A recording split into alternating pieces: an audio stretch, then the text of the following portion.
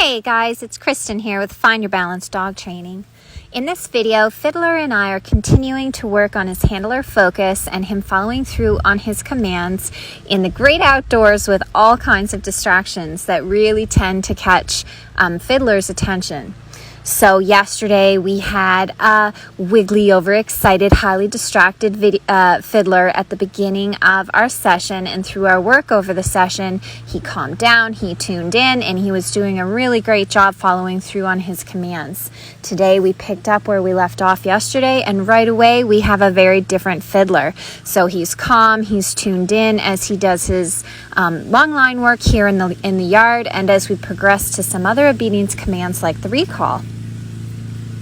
So as I'm working with Fiddler, I'm working using some motivational levels on the remote collar. This means I'm going up and down on the dial in the numbers.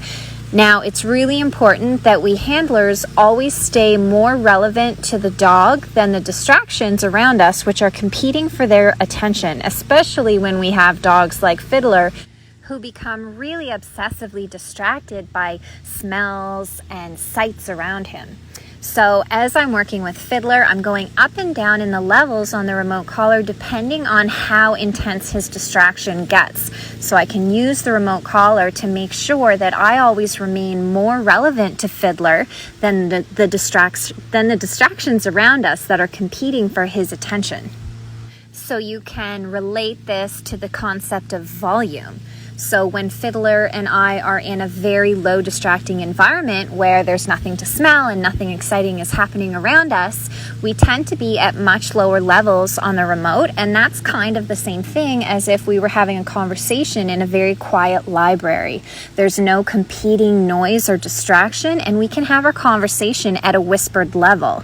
But if we went instead to a nightclub where there were people dancing and yelling and music booming and, laughter and all kinds of things happening, and we had to have the same conversation, we would have to raise our volume and probably be yelling with each other just to be understood, because our conversation now is competing with the distraction of the nightclub noise around us.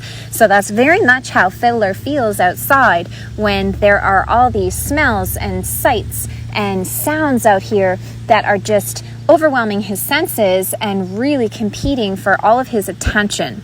So that's why it's so important for us to go up and down in the levels on the remote collar so that we can best help the dog stay tuned in, follow through, because a lot of the times it's super tough for him to ignore all that stuff without a lot of help.